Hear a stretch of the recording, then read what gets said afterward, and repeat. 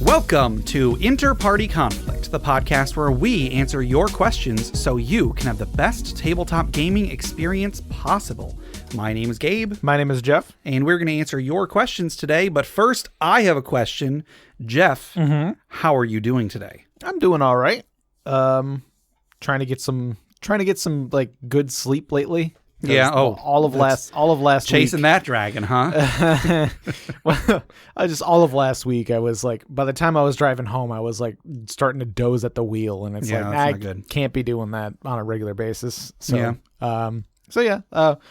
Hopefully we won't be recording for too much later. Yeah. We just finished recording an episode with Crit Academy. Yes. So we just like last week or 2 weeks ago or something recorded with DMs of Vancouver, and now we're on Crit Academy. That'll be coming out pretty soon, hopefully. Yep. So yeah, we're recording a little bit later than usual. This might be a bit of a shorter episode, not one of our hour and a half monstrosities. Right.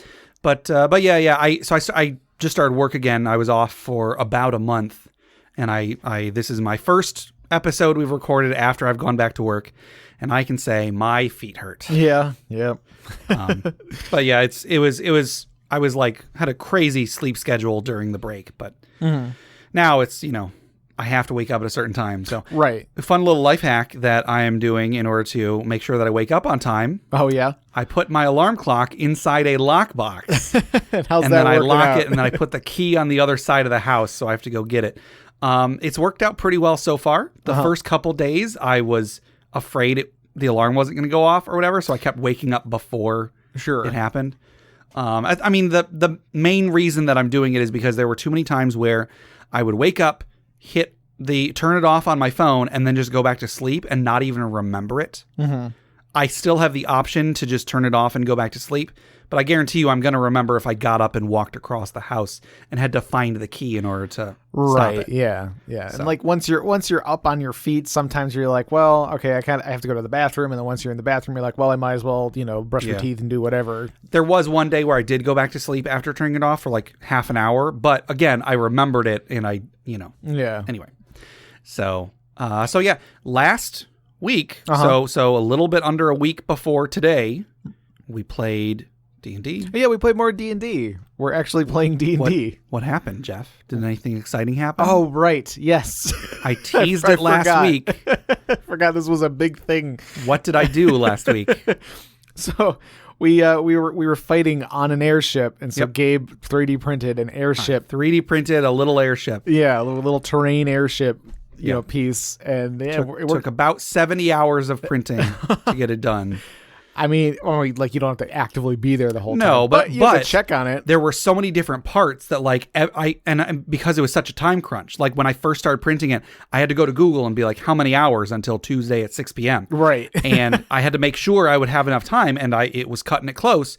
So I had to know when every print was going to finish so that I could run down to the printer, swap it, take it off, and then start another one. Right, yeah, you couldn't let us print. I couldn't. There was at least one time where I had to like wake up halfway through the middle of my night so that I could go start a new print to make sure that it was done. That reminds me of when I helped my dad smoke a brisket. Oh yeah, it was just like through the night you have to like wake up and like I forget what you actually have to do. Just add more wood chips. Add more chips. Yeah, something like that. And but I remember helping him do this, waking up to help him do this, and he would already be up doing it. He's like, he told me like, "Oh, get up at this time, and this time." Yeah, and he'd like get up at 2 a.m. So I'd have an alarm set for 2 a.m. and I'd walk out. And he'd already be out there doing it. I'm like, why did you ask me? I could be sleeping right now. Yeah. Anyway. But I think I really like how the airship turned out. I've posted about it on social media by now. If I haven't, I'll put it in the show notes. But what did you think of the encounter? I liked it a lot. It was a lot of fun. Yeah, like there was like the little like discs that the enemies were riding on. Because the enemies are riding on discs, little magical discs. So I 3D printed these little green discs. Right, yeah. So then like we got to ride on those. Yeah, because you and Steve both at some point jumped on, stole one of them and flew around on it. I was like, if they're gonna get off of it, I'm gonna get right on. I don't care. Like that's that's cool. And so it was a fun battle. we were rolling really poorly. You were. The enemies got several crits on you. But... Yeah, we were rolling very poorly. You were getting lots of crits. It went a lot longer than it should have for like the level that we were, but like it also made it more exciting, you know. Yeah, like, I was prepared in case the battle went too easily. I was prepared with more bad guys to show up. But luckily I didn't need it. I think with the number that showed up initially, it was an exciting encounter. It was a dynamic encounter. I had a lot of fun with it. Yeah, like one of them got away. Like we barely made it out of there. It was that the airship had started to go down because one of them kidnapped grabbed the pilot and flew off. Right. And then as the ship was going down, one remaining Knoll saw one of the discs starting to started to fly past the ship. So he just jumped on it and flew away. Yeah. But yeah, I thought that was a lot of fun. I think I was expecting a bigger reaction from you guys because I think I had hyped it up so much. Not that the end result wasn't great, right? But it wasn't a surprise. I think Steve told me he had a pretty good idea of what it was going to be. I had guessed that what it was, but it was still really cool. I should have said absolutely nothing. Sure, I should have just been like, oh, is D&D today? Oh shoot, yeah, come on downstairs, guys. Right. Ba-bam! Right. it was still really cool, and that's a thing we can use again later. My intention, because I could have just had, as part of the encounter, I could have just had it be, it gets destroyed, but I printed this thing. I would love to make more adventures involving it. So no, you guys were able to save it, and then if we continue this campaign, because we don't even know who it belongs to. We won't spoil the adventure, but it's we you're led to believe it belongs to one person, and it may or may not. I don't know. Yeah, who knows? Who can say, Jeff? But spoilers for this adventure. It's in the book, so if anybody happens to be playing through the adventure in the Rising from the Last War book, small spoilers, the final encounter is going to be on a train. Yeah. And it might be a battle, it might not be a battle, but I'm considering, I don't know when the next time is we'll play, I'm considering maybe see if I can print at least one train car. Right, yeah. That'd be, when that came up, I was like, wait, are you printing a train right now? Because the printer there was one more piece that didn't, it was an optional piece that I wasn't going to print originally at all. Right. But I decided I should probably print it. It was on the printer while we were playing. Yeah, so it's like, is he printing a train back there? What's going on? So yeah, I think that was a great. It's again, who would have thought D&D is fun to play? Right, exactly. It was a ton of fun to play, and I'm really liking this. The idea of printing terrain. I talked about, I had issues printing miniatures, and I'm trying to focus on terrain instead. And I think it's going to be really good. Yeah, it'll be a lot of fun. Yeah. All right, you want to go ahead and get into this episode? Sure. Okay. I want you to imagine that you're hanging out at school and some sort of a weird interdimensional thing happens, and suddenly some other plane of existence gets slapped into the school, it gets melded with the school. Okay. Give me a D20 roll to see how well you fare during this interdimensional thing or whatever. I hate this. Sorry. The little dice tower that I have, the dice keep getting caught. There's just they can just get caught in a spot where you can't see what the die is. I got a 19. 19. Whoa. Okay. It's pretty dang good for me in this die. You feel two different realities forcing their way into each other, and you manage to sidestep most of the whatever the heck. And when you come to, your school has been melded with some sort of a dungeon. Ooh. And it's kind of smoky in here. You think that there's maybe you see creatures off in the distance with glowing eyes, breathing fire and whatnot. But you remember what you were taught to do in this situation. You look over at the wall, and there is a little box with a pane of glass in the front on which it says, break glass in case of the dragon's horde.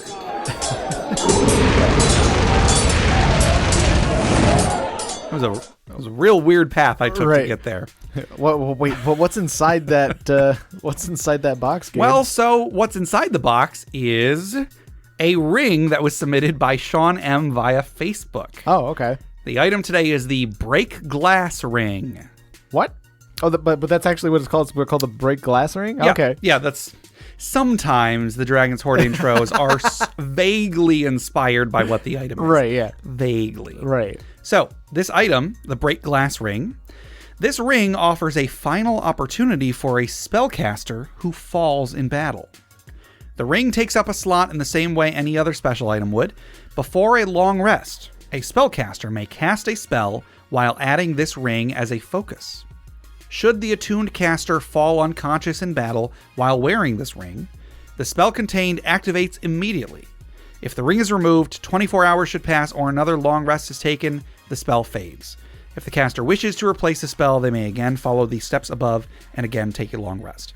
So it is kind of like a Ring of Spell Storing, which is a ring that you cast a spell into, and then I think you set conditions. Maybe I'm thinking of something else. But the Ring of Spell Storing, you cast a spell into the ring and you can cast it later from the ring instead of from yourself. Or you can cast a spell into the ring and hand it to someone else. Yeah. They can use it.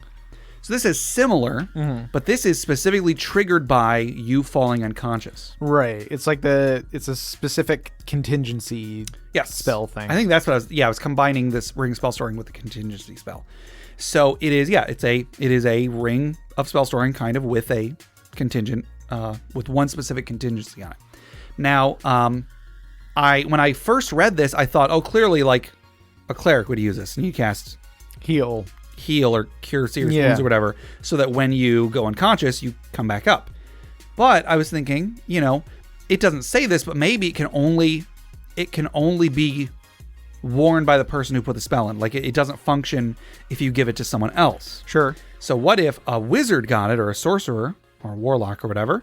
Then what are some interesting things that you could cast into it that you would want to go off when you fall unconscious? So maybe, you knocked me out. Fine, fireball. I don't care what happens. I'm going to die anyway. Yeah. Something like that could be exciting. Yeah, throw up an entangle spell or something like that. It makes, everything around your body difficult terrain. Sure. Which might actually hurt you because then your buddies can't get to you to heal you. I suppose so. Maybe teleport. If you're able to set the destination ahead of time, teleport back home, teleport to the hospital. To a hospital. You just show up. Yeah. You're back at your house and nobody's there, and you bleed out. Right. Yeah.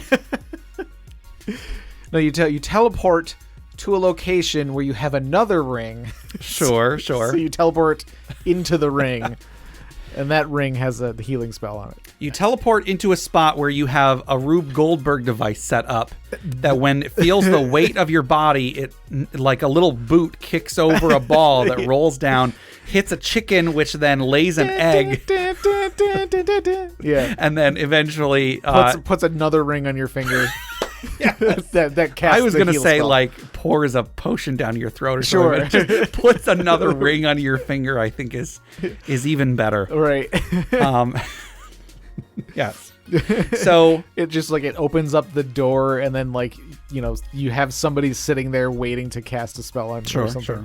Or even like there doesn't seem to be a level limit on the spells that can be cast in it. So like temporal stasis. Okay. If you're really afraid that something bad is going to happen. Yeah. Well, I'm unconscious, but I'll be like this forever until someone saves me. The wish spell? I wish that didn't happen. Right. Like how does I wish I had just drank a potion instead. Like how do you do a wish spell when you're unconscious? Is it like you're already setting the specific wish? Yeah, I would probably put a clause in here that you have to set all conditions when either you have to set all conditions when you cast it into the ring, or upon falling unconscious, you have like a reaction to set the conditions then. Yeah. Yeah. I don't know. But yeah, this has a lot of potential. There's definitely some potential. I think it's interesting.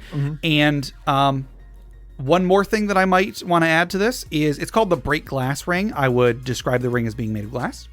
Also, I would have it be that once it functions, it breaks. Sure. So like it is a consumable rather than a permanent magic item. Yeah, makes me think of the Ring of Sacrifice in very much Dark Souls. so. I didn't even think of that, but that's what that is. Yeah, so you're able to die with no consequences, but except for that the ring breaks. Yeah, so I think this is a neat item. I would make just a couple little changes, but it's cool. I think it's got a cool effect. Yeah, I like it a lot. Yeah. So thank you very much, Sean M, for submitting the Break Glass Ring. Jeff, if anybody wanted to submit a magic item for the Dragon's Hoard, or a story for the Funeral Pyre or Retirement Village, or questions for us to discuss in our main segment, how would they get those to us? They could send us an email at interpartyconflict@gmail.com or join us on our Interparty Discord at bit.ly/interpartydiscord. That's correct. And yeah, we got a lot of people on the Discord. Got some great discussion going on there. So yeah, come and check us out. Before we go any further, we got a giveaway to give today. Oh, yeah. So, again, we are giving away a copy of the Unearthed Tips and Tricks Volume 1 from Crit Academy.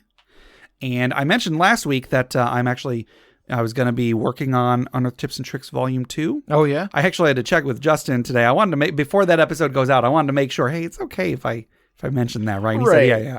I just want to make, it didn't occur to me until after we recorded that maybe it's being kept secret. Right. They haven't announced it yet. Right. But I've gotten started on it. It'll still be a few months before it's out, but sure, making some progress. So expect that. Anyway, sorry. Unearthed Tips and Tricks, Volume 1. It is a book from Crit Academy that I helped write. It is a collection of character concepts, encounter concepts, monster variants, magic items, DM tips, and player tips. 25 of each of those. Yeah. From the Crit Academy podcast. We've collected them, written them out in easy to use fashion, and they're all in that book. It's a great book. Yeah. Even if I had nothing to do with making it myself, I would still be talking about how great of a book this is because it's such a great concept. Sure. So we're giving away a free copy of this. And who is our winner this week? This week's winner is Colin W. Whoa, winner. Gobble. Yes. Congratulations, Colin W. You should be getting that pretty soon. So check your email. I'm not sure if it's going to go to your spam folder or not, but just in case, check your spam folder. And yeah, thank you for writing in. And hopefully you will leave Crit Academy a review. If you go to DM's Guild, you can leave them a review for the product on there. Let them know what you think, because if you like it or you don't like it, it can help them and me, I guess, give you better products in the future. Right. So yeah. And Jeff, if anybody else wanted to enter this drawing, if they wanted to be like Colin W. and win a free copy of this great book from Crit Academy, how would they do so? They could send us an email at interpartyconflict@gmail.com with unearthed tips and tricks in the subject line. Yes. And I can't remember if it made it into the podcast or not, but one person sent us a real cute picture of a tortoise a few weeks ago. Yeah. So that won't make it any more likely that you'll win. But we'll enjoy it. We will enjoy it. Yeah. So cute pictures of tortoises, rats. Rats are always a fan favorite. It is the year of the rat. It is the year of the rat. I bought some like little stickers to use on Steam. Oh yeah, that are adorable. Yes, Steve actually told me to ask you about those. Yes. So yeah. So thank you to Crit Academy for helping give this wonderful giveaway to all of our our listeners. And yeah, just send us an email with that in the subject line, and hopefully you will win very soon. Yep. And I want to thank all of our wonderful patrons for helping make the show happen. We have a Patreon campaign at patreon.com/InterPartyConflict. For anyone not familiar, Patreon is an online platform where you can pledge to donate a certain amount of money per month to the creator of your choice. And with us, we've got some cool stuff on there for patrons. We've got outtakes. We've got a monthly bonus podcast called InterPatronConflict, where we talk about various topics. Around the time that this episode goes out, we should have one of those coming out pretty soon. We've got a monthly Roll20 game that, as of this recording, I think I'm going to try to switch over to being an Eberron game because I'm really enjoying playing Eberron. Yeah. So stay tuned on that. Yeah, we've got some cool rewards on there. So if you want to help out the show and you want to get some cool stuff in return, go to patreon.com/InterPartyConflict, check out the rewards, see if it appeals to you, and if so, think about contributing to the show. Yeah. And of course, thank you again to everybody who has contributed so far. You guys are awesome. Yeah. And just one more thing, check out the other podcasts on the Crit Nation Fellowship. Check out Crit Academy. We mentioned them with the Unearthed Tips and Tricks book, but Justin, Ian, and Brandon create new and reusable content for players and DMs alike. We, again, were just on an episode of their show just recently. That was a lot of fun. We were on an episode of their show sometime last year. I think so. I don't remember exactly when, but sometime last year. And yeah, they're great. Also check out Brute Force and Ignorance. They are an actual play podcast on the network. They're great as well. Also check out D&D Character Lab. It's not making any more episodes, but Garen and Dan made characters every week and debated whose characters were better. Enough of all that. Let's get into some questions, Jeff.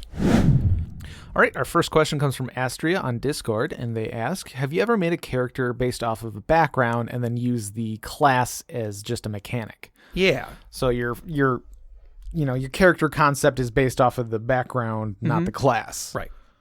I'm a huge fan. I don't know if I have done this specifically, but I am a huge fan of reskinning a class to fit a character concept. Right. So Astria gave us an example that was, for example, a folk hero who mechanically is a monk. But the reason they gained their fame was because they were able to, they were like able to hold their own in a hand-to-hand fight, and they fought off, some baron or something. I don't know. Right, yeah. But then, so like mechanically they are a monk. If you're looking at what abilities they have, they're a monk. Yeah. But they didn't train in a monastery and so on. They're just a dude who fought off a bunch of people, and now they're a folk hero. Yeah. I mean, yeah, I think that's great, because like I feel like that makes you more likely to have a interesting character background and not just like, you're not just making, a character based on the mechanics. You're not just making a a powerful build. Yeah. You're giving it some background there. Yeah. I'm trying to think of examples of characters that I have done something similar to this. It wasn't 5th edition, but back in 3.5, I made a character that we were playing in a campaign that it was so overpowered. We had like super high stats, and we were all given like a major bloodline, which was a variant rule from Unearthed Arcana. And basically we were given a whole bunch of options we could choose from, bonus feats, all sorts of stuff. Yeah. And I really wanted to go hog wild with my character concept. And so I had decided that my character was a Titan. So like the, gigantic, powerful, magical beings called Titans. He was a Titan that had been like frozen in time for a long time. And all of his power, most of his power had been like drained from him, which reduced him in size as well. Like he was medium sized. He's on the larger end of medium sized, but again, it wasn't a 5th edition background, right. But the character concept was he was this powerful magical being, and just all of his power was drained from him over the centuries or whatever. And so mechanically I sat down and I looked at, he was going to be a barbarian warlock multi-class. Okay. And so I sat down and I like planned out his entire progression so that I could know, okay, I could look at what abilities the class has got, and I could say, what are some abilities that Titans get? And then what are ways that I can reflect this in his class abilities? Yeah. So like I looked at, some of the things some of the warlock abilities and so on and so on. But anyway, my point is that I started with a very high concept, and then the classes were just set dressing. Like it was just, that is to get me the abilities that will enhance my background. Sure. Yeah. Yeah, I like that. I think Justin from Crit Academy he advertised it as being a new class, quote unquote, but basically it was just a multi-class fighter barbarian that thematically was the Venom symbiote from Marvel. Yeah. And that I think is a very similar concept. Again, like the classes, he isn't a trained fighter. He isn't a barbarian who flies into a rage every now and then. It's that his character concept is he has this symbiote that takes over his body from time to time. And so that's where all of his class abilities come from. They are all in service of the character concept. Yeah. I love that sort of thing. I'm totally down for that any day of the week. Yeah. Like I tend to go the other way around. I usually find the classes that do something really cool, like do a little multi-class build, and then I build the background, around it or something. But like I like the idea of just like the class is just sort of a means to an end to your characters, the way that you want your character to be. Yeah. It's not the way that it made, but the Warforged that I played in our Eberron adventure, sure. Like, it's kind of like his background was he's like a soldier or something, like he was a soldier because he was a Warforged, but like, but like that, the idea of a soldier doesn't really fit into he's a warlock sorcerer. Yeah. So I was like, all right, well, his body got damaged and now the magic from his body is coming out, and that's him casting spells. Yeah. So like his wild magic surge is his body malfunctioning. Yeah. And his Yeah, I think that's a great character concept, and that is very similar. The class is, you are not a person with a bloodline and a patron and whatnot. Right. It's that you are this broken warforged, and then your class abilities are just in service of the background. Right. I love that. I honestly, I kind of feel like that is better than being like, oh, yep, I'm a fighter. I went to the fighter college. Right. I went to fighter school. Yeah. I'm a wizard and I trained at the Wizard Academy. I mean, those are fine. You can do that. But I would much rather play a barbarian, like barbarian class, who is a noble. That I'm just a noble that I get real angry when people don't do because I've grown up my entire life. Everybody does what I say. Sure. And when they don't do what I say, I get real aggressive. Yeah, I get mad. I would much rather play that than to play, oh yeah, I lived out in the wilds. Right. I was part of a tribe, and my axe is like made of bones or something. I mean, that can be its own thing. That's a great character concept on its own. But when people view that as the only way to play a barbarian, when, oh, you're a barbarian, that means you're dumb and you live out in the wilderness. No, dude, I'm a noble. Did you just talk back to me? Did you try to talk to me and not go through my 3 secretaries before talking to me? How dare you roll initiative, good sir? Good sir. I would I think I am going into rage, good sir. Exactly. When you treat each class like your class is what your character is in the world, then you're kind of hamstringing the potential that you could have. Right. There, that's one option, but then there's 2 or 3 times as many options out there that you could be using instead. Right. Not trying to tell anybody they're doing it wrong, but I'm just like, there's other ways to do it that can be, if you open your mind to this, there's so much you can do in this game, and I love it. Yeah. I love it. All right. Our next question comes from Damien the DM on Discord. And he asks, how do you think is best to portray races in tabletop games that either have significantly longer or shorter lifespans than our own human lives? Yeah. Because as we know, we are humans. We are going to live forever. Right. That is important to know right off the bat. Not having existential crises right now. Okay, but go on. Crises. Crises. See, because I know I'm going to live forever, I can be as pedantic as I want. So, yeah, I think this is a great question that doesn't really, I feel like I never encounter this.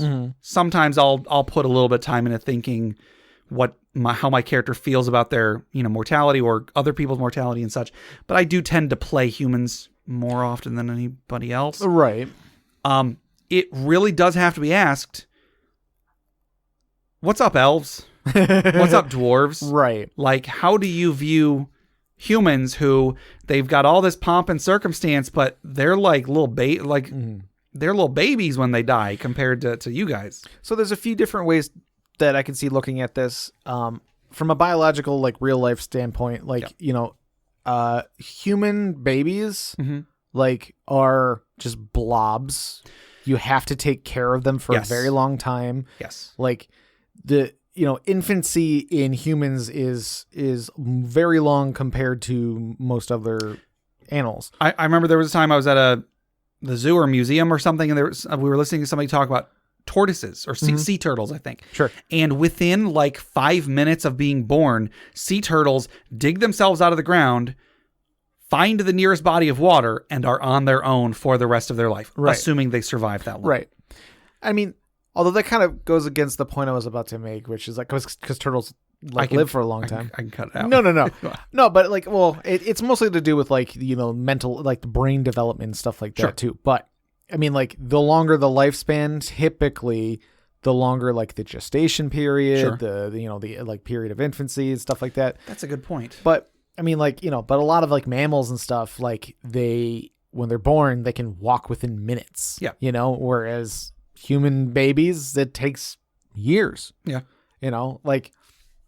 So equate that to something that lives for thousands of years, like elves, which I don't know if it's thousands or is it several hundred. I can't remember. It's several hundred. I think elves are like 600 or 700 years. Dwarves are like 400 or 500 years. Right. Something like that. So like a teenage, I'm using quotation, quote unquote. Yeah. The equivalent of a teenage like dwarf or something would be in like their 30s or whatever. Yeah. I don't know the exact math, but like in D&D, is that considered a teenager? Like, or is somebody like, is a dwarf who turns 18 able to drink that, or like whatever? See, yeah, that is, I mean, well, the answer is yes, because dwarven children probably drink, but it's culturally, yes. That is strange because, like, yes, humans don't live as long as dwarves or whatever, and so a lot of people might view dwarves as being like they know more about the world or whatever, but if a human and a dwarf are born at the same time,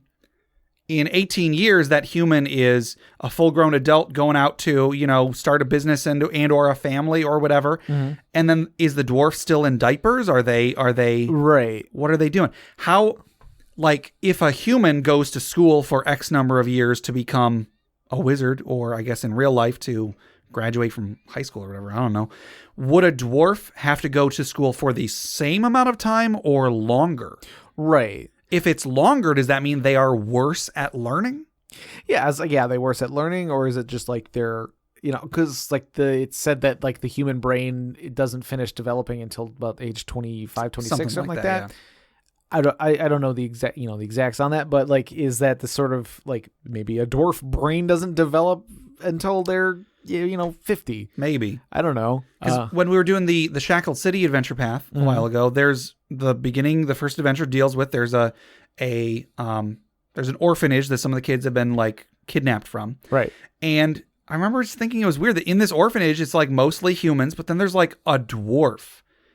And I guess I never bothered to check how old that character is supposed to be, but does that mean that the dwarf kid is like 30 years old, or right? Or are they like 8 years old like all the humans? Yeah. And then I don't know. So I guess it's just these specifics aren't really given, Sure. Like, and I mean, there may be books where the specifics are given, but I mean, that's something that could change with your campaign world. Yeah. Maybe it is that they mature just as fast as humans, but then they're just mature for way, way, way longer. Yeah. Maybe that could work. Another way to look at it is the game series Mass Effect. Yeah. Like, it deals with like several other alien races and things like that. And there's ones like the Asari, which live for thousands of years. Yeah. Aziz Asari. Yes. Sorry, go on. Sorry, go on. And then there's the I can't remember the name of them, but they're kind of like amphibious or something. I want to look them up. Solarians. Okay. The Solarians, and they live for like a few decades. Mm-hmm. And like the Solarians are very intelligent, but they talk very quick. They do things very quick, and they just do things. Sure. Because like they don't got a lot of time. They're gonna get things done, and they're gonna get things done the way that they want them. Yeah. And then but like the Asari are they're a little bit more slow to take action, and they're like, well, I'm around for 1,000 years. I can figure this out. You know, like we'll figure this out eventually. Don't worry about it so much. And like, they're not as easy to like persuade into doing like big things. Sure. So like, a human will be more about action. Yeah. Whereas an elf might be more like, all right, human, slow down. Like, like, dude, I've pondered over stuff like this for years. Don't try to get me to make a decision immediately. Right. That could work. Going with what I was saying earlier about like going to school and such. This can also be a thing that might come up with leveling up, because if leveling up is something that happens in universe, if it is like a something that is in some way representative of an actual progression that is happening to the characters, right? Then the question should be asked, well, like, is it weird that it takes a human, might take a human like X% of their lifespan to reach level 20 or whatever, whereas an elf, it takes a much smaller percent of their life. Yeah. Or should someone might be able to make the argument, elves and dwarves should take longer to level up because whatever, I don't know. Or there's the thing of, it's a 20th level human wizard and a 20th level elf wizard. Yeah. Like they have hundreds of years between them. Right. But know the same amount. It's that like, are they bad at learning? Right. But I think it could just be down to like, they're taking their time. Sure. Because they know they got it. Yeah. I like the idea of the longer lived races are more stagnant, possibly, are slower to act. I think that if you are playing a campaign that everybody in the group is a non-human, like if everybody is a dwarf or an elf or gnome, I think gnomes are long-lived, whatever the case, if everybody is playing a race with a lifespan longer than that of a human, I think you should you should make the campaign take longer in universe. I think there should be more downtime. I think there should be like more periods where a few days happen in the middle of the adventure before anything happens. I mean, if the adventure is like, oh, you got to rescue this person because they're going to be killed in 2 days. Right. Okay. Maybe focus away from that sort of a campaign and make it more about long-term changes. Sure. And really play up the fact that you're all playing characters that if this campaign is over in 1 year, it's going to be like a tiny sliver of your life. Right. Yeah. It's not going to mean as much to to the character. Whereas like, how about what if a campaign took place over a century? Sure.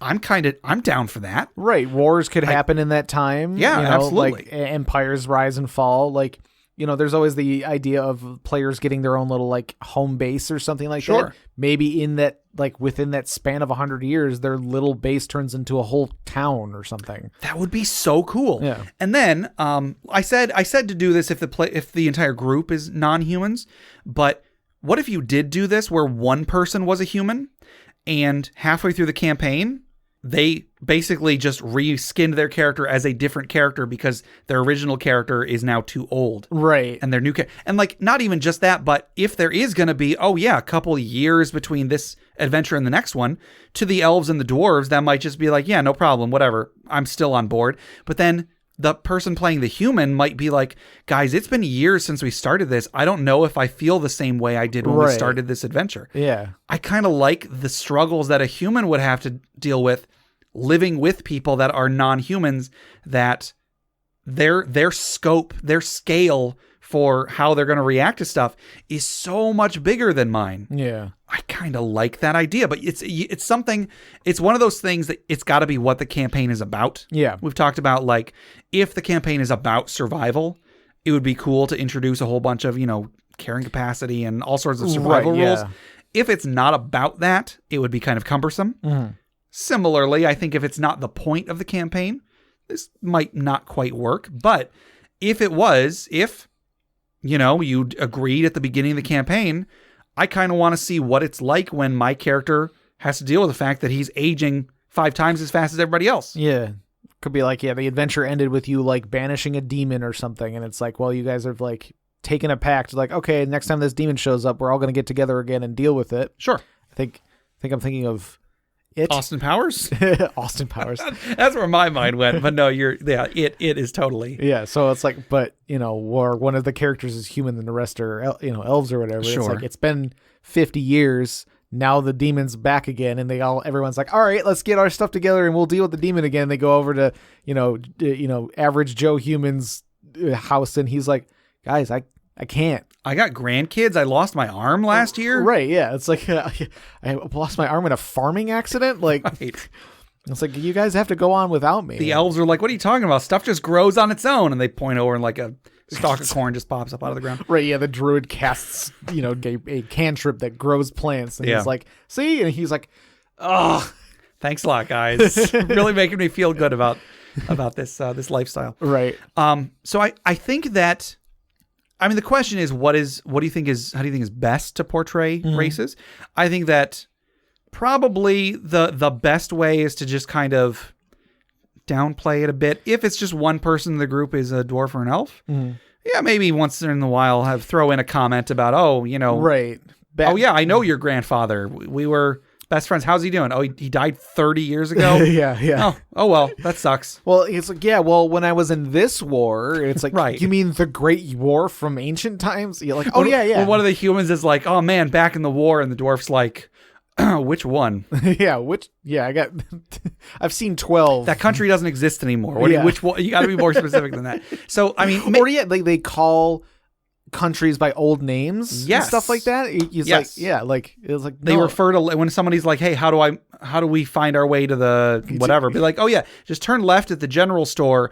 Oh, the general store is not there anymore. Turn right at the old tree. Oh wait, it's my dad. Whenever we go driving through our old neighborhood, it's like, oh yeah, this used to be a such and such, and I find myself doing that now. Really? like driving through my old hometown. Yeah, I'm like, wow, yeah, they put up that didn't used to be there, and they used to have a this there, and like I was like, oh my god, I'm turning into my dad. Yeah, where I work now, if I don't take the most expedient route, I can pass through where I grew up, like the street I grew up on, and yeah, it's so different. Mm-hmm. I've only done it a couple times in the last 5 years, right? But whenever I do, it's like there used to be a school there, and now it's the parking lot of a Walmart. Yeah, the Walmart is where something else used to be, right? So they could be dropping comments that basically like, oh yeah, we're going to go head by Constantinople. It's like, no, that's... Sure.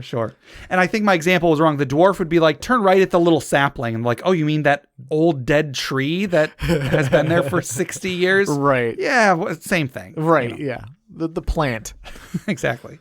So, probably the best way is to just kind of just throw in a reference here and there. Maybe give a dwarf or an elf a bonus on something, maybe give a shorter lived race a advantage on a skill check, because like this is something that's it's like in such recent history that the other races probably aren't viewing it under the same scope. Right. So like if it's a history check of something that happened within the last year, maybe the dwarf and the elf, it's not even on their radar yet. Ooh, it's kind of like players that had usually played 3.5 and are now playing 5th edition versus players that are playing D&D under 5th edition for the first time. Okay.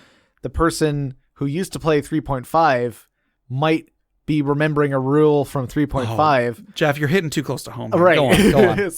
So it's like, but the guy who just started playing D&D, who's new to D&D, but like only knows 5th edition, might know the rules of 5th edition better. Sure. Than the person who's been playing D&D for decades. Maybe. Because they're actually accidentally thinking of, several editions ago. When some new magic spells come out, right? The dwarf has to get the human to come over and program them into the VCR. Because they just they can't, no matter what, it just keeps flashing 12. Right. It's like, yeah, like trying to teach my grandma how to use a computer. Exactly. Oh, that's the kind of stuff you should do. This is it. Lighthearted stuff is probably the best way. Right. However, I very much would be down for a campaign that is about the passage of time and the different perspectives of the different races. I think that could be really interesting. Yeah. So you could do that and like focus the campaign on the idea of difference in age, or just throw in a few little lighthearted jokes in there. Basically, it's definitely something that I think should be explored a bit more than it is, because like that's such a huge thing. If you were trying to talk to your grandmother, or let's say someone else's grandmother that you don't have a familial connection with, sure. The things that the two of you value are going to be so different. For one of you to try to convince the other of something that is important to you is going to be so hard. Think of it then if, well, that's not just someone's grandma, that's someone's great-great-grandma who's been around for so long that like they don't even know, they have not even committed my city's name to memory, because to them it's only been around for 50 years. Right. And it's like, well, the average age of a city is, like they don't expect that city to be around for much longer. Exactly. Last time I invested in that town, it was gone 30 years later. I'm not going to make that mistake again. Yeah. So I really do think that it is something that should be explored more than it is. So yeah, whatever listeners, whatever you come up with, let us know how it goes. Because I would love to hear stories about that. All right. I think that'll do it for our regular questions for today, but we do still have our social media discussion questions. Last time's social media discussion question was, have you ever felt like you were playing RPGs too much? No. Okay. I don't know if I've ever if I've ever felt like I did it too much. However, I've definitely felt like it was getting there. There was a point when I was in just out of high school. I had 3 games going on at one time. Mm-hmm. I think I mentioned this when I brought this up a couple weeks ago. I was in like our regular game or something. I was in a Mutants and Masterminds game, and then I think we started another game that only lasted for a couple sessions. But 3 games a week, I don't have time for that nowadays. No, I don't know why I thought I had time for it back then. Right. But it fell apart pretty quick. But 2 of those fell apart pretty quickly because for whatever reason. But so we got a few responses on Facebook. Sean M says, I have in some ways. In gaming in general, I'm big on solo experience RPGs or building games. It's like a Zen calm. But I've wondered at times if the gaming was too much. Particularly as a single guy and introvert, I know it doesn't help the relationship side of things if I'm not being socially active in real life. I'm okay with small bouts of social activity since I can be very extroverted on my own terms, but I wouldn't say I prefer being that way regularly. The D&D and Pathfinder experiences I've had since I was 30, I'm turning 35 in a week, happy birthday Sean M, helped with becoming more socially active by forcing me to be better coordinated with consistent groups meeting at consistent times. Being fiercely independent is a good thing until it isn't, and I have to remind myself that I have to work with others, even my friends, more. So I think Sean really hits on something that D&D can be a very important thing for people who are not great at socializing or even just fitting a consistent schedule. Yeah. Like there are a lot of people that do struggle with that sort of thing. I can definitely empathize with that. I definitely have felt that way at times. So having an activity like that, you know, in some people's view might be quote unquote too much, but for other people, it can be like, this is the one thing that's getting me to leave the house and socialize with others. Right. So yeah, in that way, you know, I hope it doesn't seem like I was passing judgment when asking if anybody's done it too much. You know, it's up to your own definition of whether it's quote unquote too much or not. I'm not saying that it is good or bad to play a lot. Yeah. You know, if you don't think it's too much, hey, then it's not. It's not. I'm not saying it is. So, but I think this is a very interesting thing to point out. Like, yeah, this can actually be a very good escape for some people out of their monotonous, introverted, you know, independent lives. Yep. So yeah, thank you, Sean M, for writing that in. I think that was a good message. Yeah, a lot better than my answer. Now on to some other people that don't have as good of answers. Am I right? No. Dustin F says, when I played Baldur's Gate, I used to dream green rings around people's feet. I don't know what that means, but Jeff laughed. So that's. When I was playing Witcher, I had to stop myself from picking all the flowers and mushrooms I came across. Right. Okay. There was a time I was playing Minecraft a whole lot. Yeah. And I was driving down the road and there was an overpass. Oh, I get it now. Go on. Yeah. I was driving down the road and there was an overpass, but the overpass went kind of on an angle across the street I was driving on. And I'm like, how did they get it to go on an angle like that? Oh, it's because it's not made of blocks. It's not made of cubes. It's not made of cubes in a video game that's on a grid. Like you can build on an angle because it's the real world. Right. That is referred to as the Tetris effect. Right. Because people who played Tetris, when Tetris first came out, they would find themselves like looking at everything around them and trying to fit pieces together. Exactly. Yeah. So, Haley B, who is a friend of mine, who she was on a bonus episode of our podcast a couple of years ago. Her and her friend Brandon were on that. I'll get back to them in just a second. Haley says, nah, generally I just play D&D twice a month and I don't usually play RPG video games. Sure. And yeah, like twice a month, I think that's pretty standard. Like I think some people play weekly, but I think more busy people like myself probably play bi-weekly or whatever. Yeah. I mean, I figured most people probably wouldn't think that they play it too much, but I did want to bring up Haley and her friend Brandon and another friend that I've never met. They started a podcast called Passing Laughs. I am not sure offhand right now if it is on like iTunes or whatever, but you can find them on YouTube. I'll try to put a note in the show notes. But their first episode, it's a comedy podcast. It's kind of just 3 friends just goofing around. Yeah. But their first episode was a debate of, is a hot dog a sandwich. Oh. They went in. They reached some weird places in this episode. Okay. Again, I'll put in the show notes. Yeah, I'm very interested. It's like 30 minutes long. So he's just listening to them debate about whether a hot dog is a sandwich. So there's no debate, Gabe. Then maybe you need to listen to this episode, Jeff. Anyway, next up on Facebook, Lisa G says no. To which I responded, no, because you always want more D&D. And then she responds, no. So that's my wife, everybody. Her response is always just, nope. Pretty much. Whatever will end the discussion about immediately. Yeah. Over on Reddit, we got a couple. Javokler says, my wife would say yes. I disagree, though. I once had a game 4 nights a week. Some weeks I would have 5 games with 2 of them on the same day. What?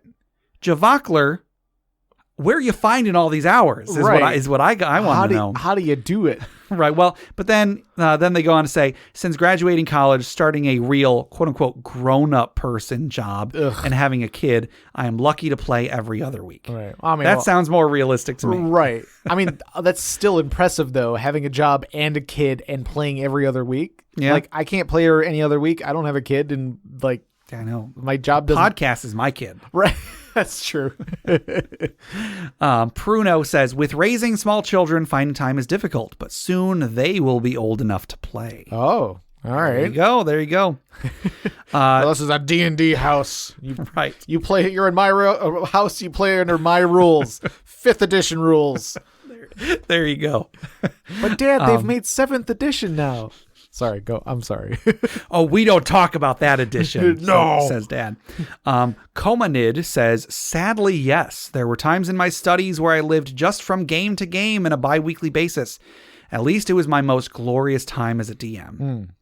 I can feel you. Yeah, there's definitely like you could see it as like, yeah, I definitely played too much, but I still had a great time. Oh yeah, absolutely. I don't think anybody regrets it. Yeah. Well, maybe, and we'll see. I like the comic where it's like a guy like his life flashing before his eyes, and it's just him sitting at a computer playing video games. And I love like that. And it cuts back, and he's like, nice. Yeah.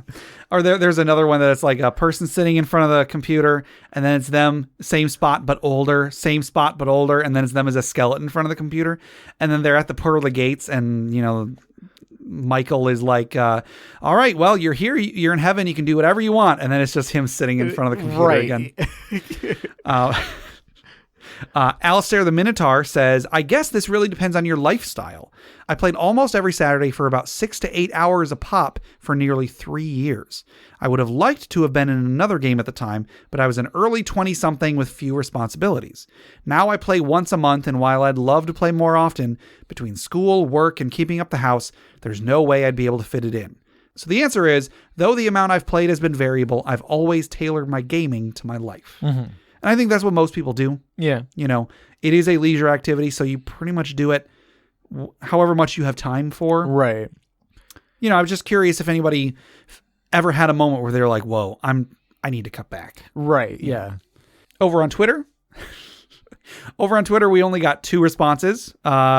Stephen M says no, to which I replied, fair enough.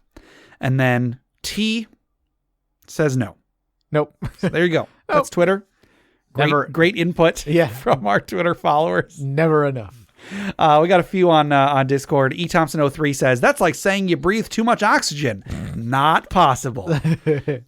Sure. Except that also is possible. What, breathing too much oxygen? You can hyperventilate.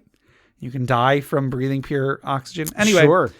I understand the sentiment. Yeah. Oh, sorry. Peace-Ray Pancakes replied with, that's called oxygen poisoning. But P-Story Pancake says, but on principle, I agree. It's more like too much life happens for me to play as much RPGs as I want. Yeah. So there you go. Damien the DM says, no, I don't. We barely play once a month. I'd love to have a life balance that allows once or twice a week. That'd be pretty cool. Deborah Source says, I don't play enough. Adult scheduling is garbage and flakes are worse. I Am Artwork says, it is impossible to organize a gaming group to meet up enough to get to that point. Even as a we have 3 we run DM with a pretty open schedule, it is still a feat to accomplish. So that's when like you might have 5 people in your group, but you're going to play as long as 3 people show up. Right. Yeah. You know. Yeah. I have given thought to that that style of play. Yeah. Dustin F says, back in college, I had multiple games going in a week. On Tuesday nights, we would play White Wolf. On Thursday nights, I would play D&D as an Air Genasi mage. On Fridays, I would play D&D as a half-dragon sorcerer. I was doing all of this in addition to studying for my bachelor's of biology. Side note, I failed biology. Side note, the largest in-game time dilation I ever had was a 10-round battle in D&D. It was set up as a King of the Hill match. There were 8 players with 8 opponents. The 1 minute of game time took 10 hours. Whoa. We only stopped because it was 7 a.m. and we had class.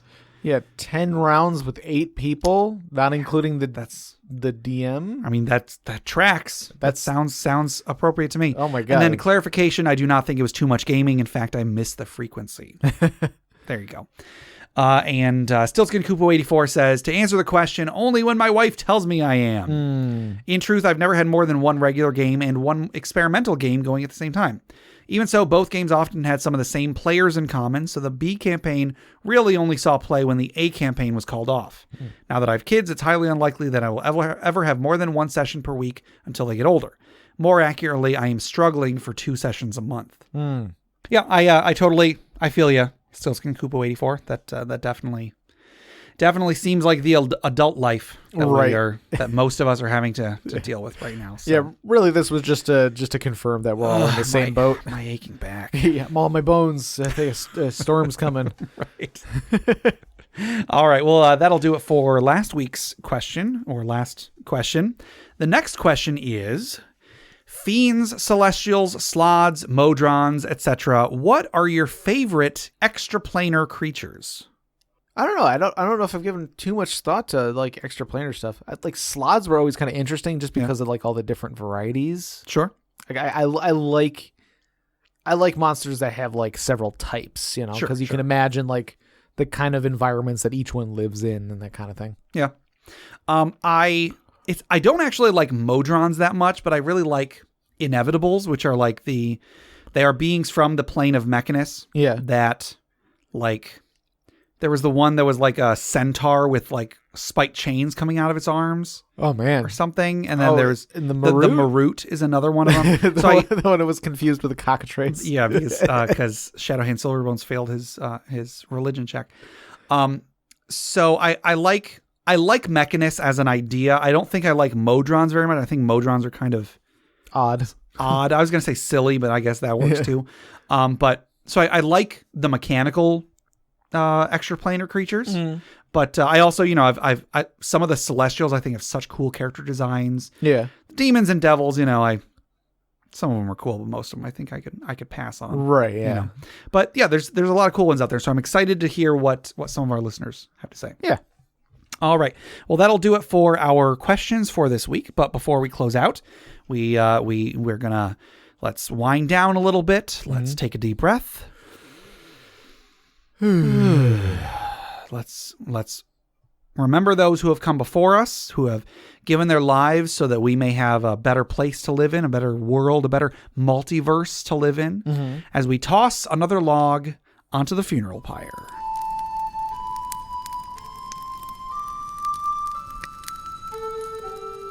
Today's funeral pyre story was submitted by Collins B via Discord. And the story goes as follows. This is the continued adventures of Acquisitions Incorporated team Down in 1. So I'm actually not 100% sure. This has been referenced before. I don't know what Acquisitions Incorporated is, but I think this might be spoilers for whatever that is. So I don't know. Anyway, so if you know what Acquisitions Incorporated is and you don't want potential spoilers, skip forward a little bit. Sure. Intern Skidda Ziegler, Mark of Sentinel Human and Cleric of Ilmater, had gotten his lucky break. An employee requisition form was submitted by the Phandalin branch of the company after Mordbrand the Dwarf was eaten by a ghoul. Skidda joined the team as their new obviator and had been with the franchise about a week when they were investigating the Silent Sound Lighthouse after the Order of the Stout Half Pint had been massacred some time ago inside.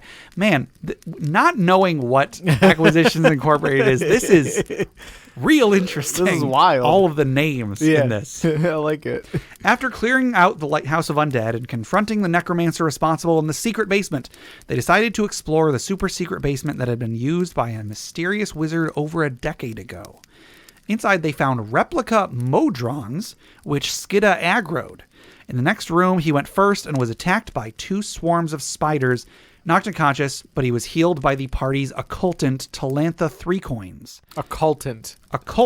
Yes. That's amazing. In the next room, they came across replica Tridrones and a replica Quadrone repairing a recharging station. Skidda interrupted their work and was attacked by the 3 Tridrones and punched to death. Yeah. In the ensuing fight, his body was covered in oil by the party's keg robot and set on fire by Leophanus, the party's decisionist sorcerer. With another failed headquarters cleared out, the party must once again file an employee requisition form to head office for a position that may well be cursed, but only time will tell. Well, oh boy, I guess let's raise a glass in memory of Skidda Ziegler, the Mark of Sentinel human and cleric of Ilmater, who should have checked the box on Form B. Clink. Well, that'll do it for today. To submit questions for us to discuss, items for the Dragon's Hoard, or stories for the Funeral Pyre, please email us at interpartyconflict@gmail.com. You can find show notes, links to media mentioned on the show, and running lists of questions and magic items on our blog at interpartyconflict.com.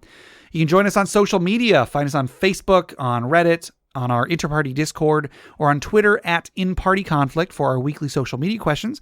If you answer them, your answers might end up on the show. Check us out on all the podcast apps of your choice: iTunes, Google Play Music, Stitcher, YouTube. Please give us a rating or a review, or subscribe, or just tell a friend. If you'd like to support the show monetarily, you can check out the rewards at patreon.com/interpartyconflict.